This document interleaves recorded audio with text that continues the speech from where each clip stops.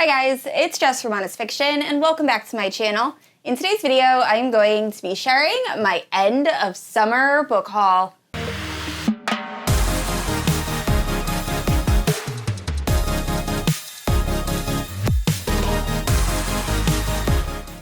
Alright guys, so summer is almost over and I have a lot of conflicting feelings about it. So I love fall. Fall is my favorite season. My birthday is in the fall, it's in September. I absolutely love everything that is pumpkin spice. I love when the mornings are a little bit cold and I can wear leggings and sweaters. But also the end of summer means I have to go back to work and I have a lot of mixed feelings about that. I mean, I love my job, but also I love not having to wake up at 4:45 in the morning. Anyway, I have a lot of books. So a lot of these books were either given to me from friends for when I hit 10K. I've also bought a decent amount of books because I do that. So yeah, there's about 20 books, I believe, for us to go through. Now I'm gonna sort this by genre, and yeah, should be really fun. Now, if you're unfamiliar with my channel, I post new videos every Wednesday and Sunday. If you haven't yet, please like and subscribe. You can also hit that notification bell to be notified whenever I post new bookish content. You can also check out my Instagram and Goodreads, both linked down below. With all that out of the way, let's talk about all of these books. All right, so I'm gonna start off with YA and adult fantasy, and all the books in this category are Fairy Loot special editions. So first up, we have Immortal Longing, and this is by Chloe Gong. So this is an adult fantasy. Now, here's the thing, I'm not very familiar with what this book is about. However, I checked out the reviews, and the ones I've been seeing aren't really good. So I'm a little bit hesitant to pick this up right away. I know this is following a girl who's trying to take down the monarchy, and I know the magic system is that people are able to inhabit other people's bodies and kind of soul jump between bodies. And there is a trial aspect, but I don't know very much else. And like I said, the reviews haven't been great. So just know that going in. But I will say Fairy Loot, as always, did an amazing job with this special edition. And something else to notice, there are numbers, I don't know if my camera will pick it up, but yeah, it kind of does. There are numbers that are hidden on the back. I don't know if that's gonna play a role in the book, but I really like that they added that. I just think it's a really cool touch. But anyway, I will be reading this eventually. I'm just not exactly sure when. And next up, we have Forged by Blood. So this is a debut novel. I believe it's YA fantasy, and it's the first book in a duology. And I know I have other books by the same cover artist because this looks very, very familiar. But anyway, like I said, this is a debut novel, and we are following our main character who is able to use her powers, and I think she's going up against a tyrannical society, and apparently it has influences from Nigerian mythology. So it sounds really good. I haven't looked up the reviews yet for this one, but I do plan on reading this at some point over the next few weeks left of summer. So I'm gonna be doing a vlog where I try to read at least 3 of my Fairy Loot books because I keep forgetting they exist. I absolutely love the covers, but then I forget to actually read them. So I'm gonna try to read a few. So let me know down in the comments if there is a specific Fairy Loot book you would like me to pick up, because I don't think I've read the last 6 that I've received, which is really unfortunate. But anyway, I cannot wait to check this book out. And last up for Fairy Loot special editions, we have Threads That Bind. So this is the first book in a new YA series, and I believe it's following children that are descended from gods, and they're able to harness the gods' power, kind of like Percy Jackson, a lot of similarities there. But we're following one of the girls that is descended from a fate, and she needs to solve murders in order to save her family and society in general. So it sounds really good, besides the fact, like I said, a little bit similar to Percy Jackson, but I think only because anytime I hear Children of the Gods, that's immediately what comes to mind. But overall, I'm very excited to pick this up, and once again, absolutely stunning. I love these sprayed edges. So, so pretty, and I also love that it has that embossing. But yeah, I will definitely be picking this up really soon. Moving into fantasy romance. So first up, we have A Ship of Bones and Teeth by Karina Halle. So this gorgeous copy was gifted to me by Issa from Fun Fantasy Books. So I absolutely adore Issa and her channel. I will leave her channel linked down in the description below. But if you're unfamiliar with A Ship of Bones and Teeth, it is a dark Little Mermaid reimagining. We are following Marin, and she ends up making a deal with a sea witch to give up her life under the sea in exchange for legs and a life on land so she can marry the handsome Prince Eric.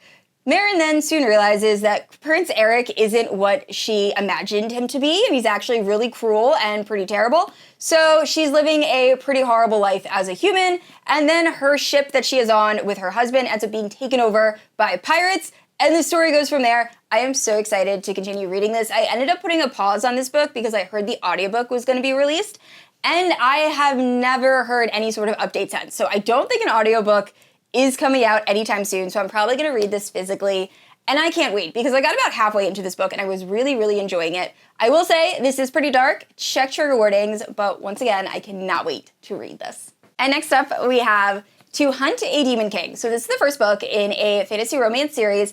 I've been seeing amazing reviews, and also the audiobook was recently released, so I will definitely be picking this up at some point in September. But this is a witchy Red Riding Hood fantasy romance kind of reimagining, and that's all I really need to know. So I am so excited to check this book out.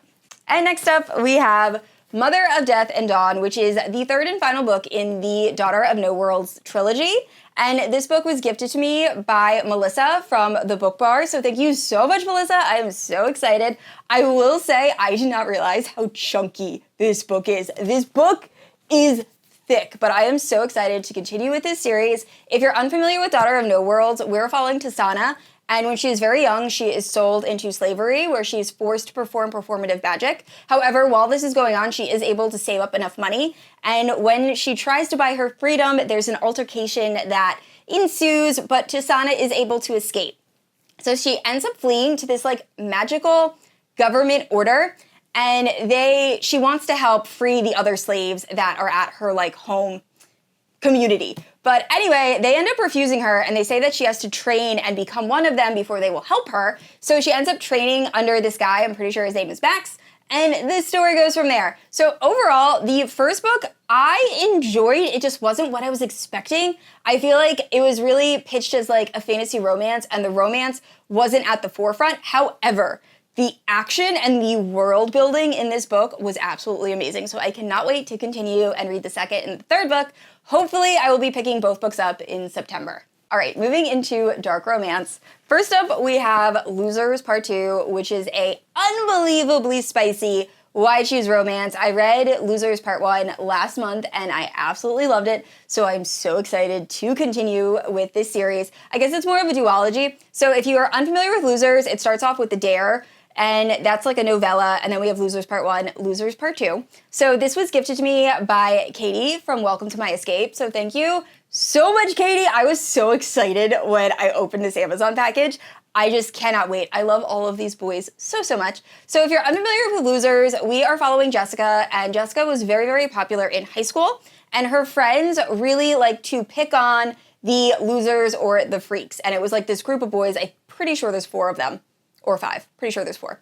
Anyway, her friends used to pick on them relentlessly, really making their lives hell. So then one night at a party, Jessica ends up sleeping with all of the losers, which is what the Dare novella pretty much features. So then Jess goes off to college, and when she comes back, the losers are still in their hometown, and after a event that leaves Jessica's car kind of messed up, the losers, who happen to be mechanics, say they will fix Jessica's car if Jessica will belong to all of them and do what they say in the bedroom, and it is so spicy. Highly, highly recommend checking out the audiobook. I just feel like that audiobook brings it to life. It is so good. But anyway, I will definitely be reading this book in September. So this next book is one of the darkest books I've ever read. I talked about it in my July wrap-up, and that is Hitched by Lauren Biel. So this is an incredibly dark hitchhiker romance. We're following Selena, who ends up being essentially kidnapped by Lex, who is a convicted killer who has escaped from jail, and he has multiple like life sentences. So he steals Selena and her car, and he wants Selena to drive him to the border. And it's their story, and I'm going to leave it at that because I feel like it's better to go into this book completely blind and have no idea what's going to happen, because I was shook. I read this book in one sitting, and I did really enjoy it, but a lot of parts made me very uncomfortable. So just definitely check the trigger warnings. But overall, if you're looking for an incredibly dark hitchhiker romance, check out Hitched.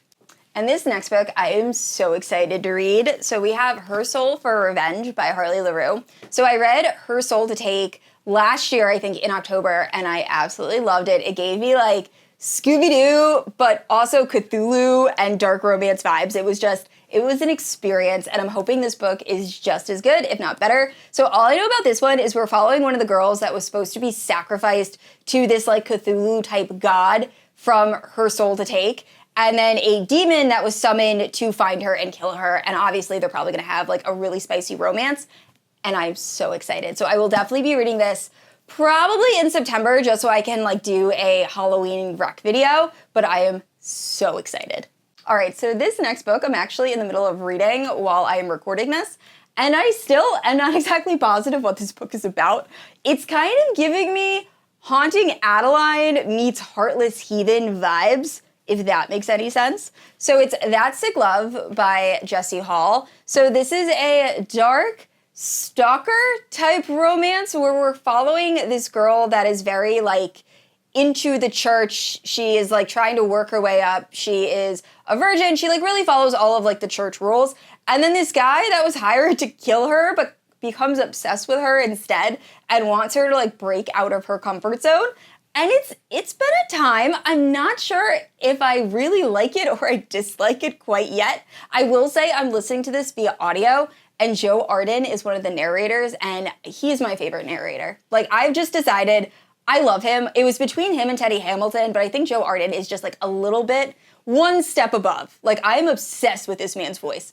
So anyway, I'm having an interesting time, and I will definitely be talking about this in my August wrap-up. And last up for dark romance, we have a mafia romance. So it is The Anti-Heroes in Love Duet by Giana Darling. This is my absolute favorite mafia romance duology. It is so good. The characters, we have Elena and Dante. So Elena is a lawyer, and her sister Cosima ends up begging her to represent Dante, who is the head of the mafia. Now, Elena wants nothing to do with the mafia, but she loves her family, so she ends up representing him. And it is their relationship, and I just love their dynamic because Elena is just, she's the grump in the Grumpy Sunshine. And then you have Dante, who is a mafia boss, is supposed to be terrifying, but he is just a ray of sunshine, and it is fabulous. But this was so kindly gifted to me by Tori from Novel Life, so I just want to say thank you again so much. I love this duology, and I've wanted this bind-up since it was released, I think at last year's Book Bonanza, and I never bought it. But I'm so happy to add this to my Anti-Heroes in Love collection. I now have 3 copies of this duology. I think this is the most I own of any duology, so I'm absolutely obsessed. So once again, thank you so much, Tori. And moving in to contemporary romance, first up we have Maestro by Auden. So this book was kindly gifted to me by Cheyenne from the channel That Tall Book Girl. She adored this book, and she's the reason why I read it, and I also absolutely love this. This is probably one of my favorite reads of the year. So the story is following Aurelia, and it starts off when she's 13 years old, and she's auditioning for LaGuardia music program. And when she gets to the audition, she ends up meeting Chadwick. And Chadwick is a child prodigy. He dresses in all black, loves cinnamon gum, and right away, they become best friends. So this book is essentially following their relationship spanning 20 years, and it is a roller coaster. So many things happen. I had so many emotions, and this book is angsty as F. Oh my goodness, the angst. So this reminded me a little bit of A Love Letter to Whiskey and kind of like somewhat No Tomorrow, but not really. It's really its own thing, but overall, I absolutely adored this book, and I did vlog reading it, so that vlog should be out probably a week after this video releases, so make sure to check that out. I go through so many emotions. But anyway, highly recommend checking this book out. And next up, we have Home Game by Odette Snow. So this was gifted to me by McKay from the channel Oh Hates McKay. So thank you so much. I'm not going to say how I feel about this book because I did vlog reading it and I want you guys to be somewhat surprised. But thank you, McKay, for this book so much. But anyway, if you're unfamiliar with the plot of Home Game, we are following Zoe. And Zoe's had a really rough life growing up. She ends up being at a coffee shop where she sees this guy named Ryan, and this person named Ryan is actually a professional hockey player, and he ends up begging Zoe to help him with his taxes. So Zoe makes it very clear to Ryan that she needs to be home by 8 o'clock, or she needs to be somewhere by 8 o'clock, and they end up losing track of time. So then Ryan offers Zoe a ride, and when they get there, Ryan finds out that Zoe is actually homeless, and the homeless shelter has now closed, so Ryan offers Zoe a place to stay for a few nights, and the story goes from there. And I typically am not a huge fan of hockey romances. I just feel, not even hockey romances, just sports romances in general. I feel like typically I enjoy them while I'm reading them, but as soon as they're over, I like forget about them. They're just not very standout. This was super emotional. So if you're looking for an emotional sports romance, definitely check out Home Game. And last up for contemporary romances, we have The Summer We Fell by Elizabeth O'Rourke. This is my absolute favorite angsty summer romance. I was not expecting to love this book. Elizabeth O'Rourke is very hit or miss with me. There's some books that I really enjoyed, like Parallel, but then Waking Olivia, which I know is a favorite for a lot of people, I didn't really love. So I wasn't sure how I was going to feel about this, but oh my gosh, it was so good. So the story is following Juliet, and Juliet's had a really bad home life. So she ends up moving in with her boyfriend's parents, her boyfriend being Danny. So Danny's parents are very conservative. They have a lot of rules. So Juliet ends up kind of becoming like a maid almost. Like she's cooking a lot of the meals. She's working really hard just to not be a burden. Now, Danny's father is a pastor and even uses Juliet's like struggle sometimes in his sermons. So she's not having a great time at Danny's house. Now, Danny ends up coming home from college and he brings his friend Luke. And Luke and Juliet, although originally they have like a very enemy type feel to them, they end up kind of having a flirtation and the story goes from there. So it's really a love triangle between Juliet, Danny, and Luke. And oh my goodness, it was so good. It was so good. I will say this book does jump back and forth through time, and typically I don't love that, but it did really, really work with this book. I do wish we got a little bit more of like the present time to see the romance like really fleshed out, but overall I really love this and highly, highly recommend. And last up, we have a manga and an anime. So I've recently become obsessed with the anime My Happy Marriage. It's on Netflix. Unfortunately, at the time I'm filming this, not all the episodes have released. They're releasing them 1 week at a time, which is unbelievably frustrating. But anyway, I love it. So the story is following Mio, and she was raised in this household that the father ended up remarrying and had another daughter, and that daughter is now kind of like the favorite. That daughter also has some magical abilities, which Mio, our main character, has not showed yet. So they pretty much treat Mio like a servant in the household, and then one day Mio's father ends up saying that she is going to marry Lord Kudo. Now, Lord Kudo is feared by everyone, so everyone thinks that Mio is probably going to have a horrible life with Lord Kudo. Anyway, as you can guess, she gets there, and Lord Kudo is unbelievably attractive and treats Mio like a princess. So it is their romance of Mio slowly falling in love with Lord Kudo and kind of finding her autonomy and finding herself. And it's so good so far. I'm absolutely loving it. So I decided I wanted to read the manga. So I bought this first one, My Happy Marriage. I already read it. I absolutely loved it. I will say Mio has a little bit more of a personality in the manga than she does in the anime. In the anime, she's very soft-spoken, very submissive. And in this, she does have a little bit more fire. And then my husband was super sweet and bought me the second one when he was shopping at Barnes & Noble. He just happened to see it. And he picked it up for when I hit 10K. So thank you so much, Scott. But anyway, I'm about to start this as soon as I'm done filming this video. And so far, I'm absolutely loving it. So please, if you are a fan of romance anime, leave recommendations down in the comments below. I've watched a lot of like Dragon Ball Z, Naruto, Demon Slayer, like all of like those really popular ones, but I never really watched any sort of romance anime. So I'm very new to the genre. So please leave recommendations down in the description below. But anyway, that is it. Definitely check out My Happy Marriage. All right, guys, that is it for my book haul. Thank you so much for watching. And please let me know down in the comments below if you have read any of the books I mentioned. So I said this already, I post new videos every Wednesday and Sunday. And if you haven't yet, please like and subscribe. I will see you all next week. Bye.